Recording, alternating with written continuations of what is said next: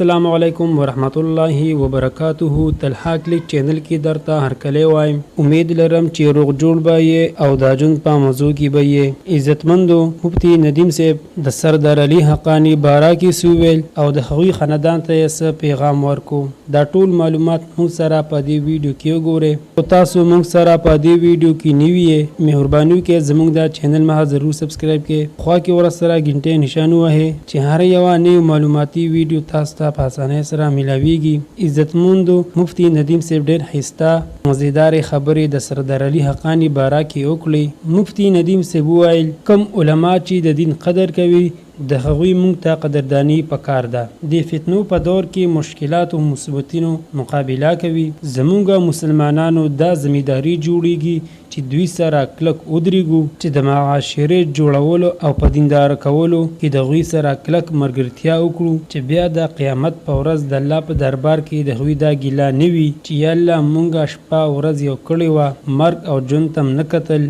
زمونږ قوم زمونږه ملګرتیا نه وه کړې. د قیامت په ورځ د الله دربار کې دې ګیلې نه مونږ ځان وساتو. او د مفتي سردار علي حقانی خاندان ته یې دا پیغام ورکړو چې د هغه په طرز زندګۍ عمل وکړي او د مفتي صاحب لاره اختیار کړي او د مغفرت دعاګانې هم ورته کوي. عزتمندو، دا وه زموږ د دې وخت نوي معلوماتي ویډیو. که تاسو زموږ دا چینل مخه نوي سبسکرایب کړي نو مهرباني وکړئ زموږ دا چینل مخه سبسکرایب کړئ، لایک کړئ او شیر کړئ. شکریہ.